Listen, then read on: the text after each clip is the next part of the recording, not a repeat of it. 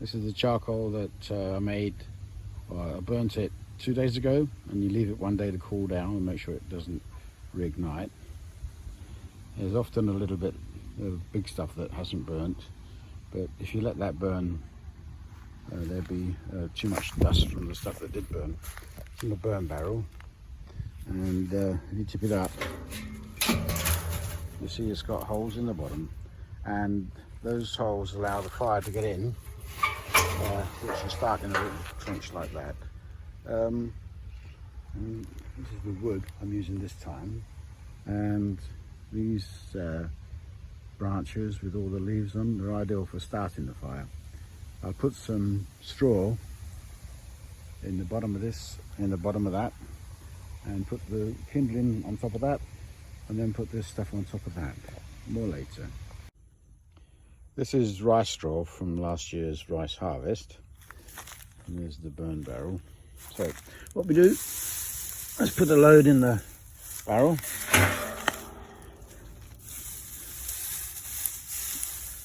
And then that'll catch fire when I put it on top of this little trench, which I'll make the trench bigger. I'll show you that later. Now we get our kindling. You can see the top stuff is very thin, and the leaves will burn very quickly. So we just need to cut off a few of these bits first.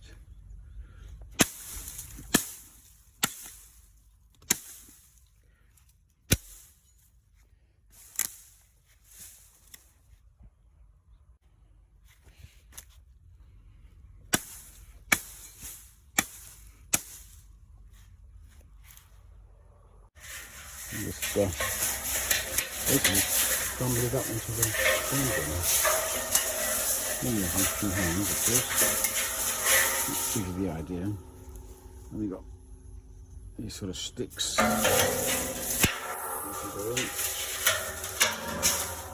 I'll keep doing that until it's until I've got enough. Okay, that's enough. Although it looks quite high in the drum, which it is, once you put the heavy stuff in, it'll just squash right down to the bottom, and also once it's alight, it'll pretty much almost all disappear. I've used the whole of that little branch. Now I'm going to cut things up like this, slightly bigger. Put that in on top of this, so that'll catch fire and help start the big stuff on fire. Now that's the medium stuff. There's just a bit in there now. I'll put a lot more in later, soon. That's enough of the medium sized stuff. It's all going to squash down. Now I'm going to start putting this big stuff in. There's 3 bits left over from yesterday's burn. Like I say, if you let those burn, by the time they've converted to charcoal, some of your other charcoal has converted to dust. So you sort of have to decide when to stop burning and let the fire go out. Okay, more in a minute. Okay, yeah, well these will definitely light easily. And I will certainly turn to charcoal, if not dust. Okay, not so easy doing it one-handed. Oh, see, some of that is charcoal already. It starts on the outside. Okay, now some of the smaller bits. I think this might be too big. Okay. Alright, so I'll load that up now. Well, that's it loaded up. Only takes a few minutes.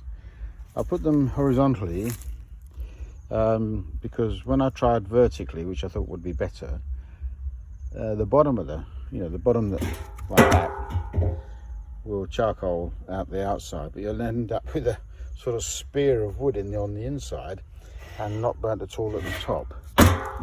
So this way, from experiment, works better. It takes a day to burn, well, I'd say a day. This wood is still new, relatively, so it'll burn from between about 8 in the morning and 4 in the afternoon, and I'll seal it up. And I have to leave it for the next day to cool down, make sure it's fully out, and open it up the day after. Now tomorrow, in fact I think it's starting to rain, I'm not sure. Tomorrow I'll put wood, small pieces down the side. That encourages the fire to come up and ignite the stuff at the top, so it doesn't just burn at the bottom. And you want it to burn all the way through if you can, and that minimises the amount of dust from charcoal at the bottom that's burnt. Yeah, okay, nothing else today. Tomorrow I'll do the ditch. No point doing it now in case it rains. Okay.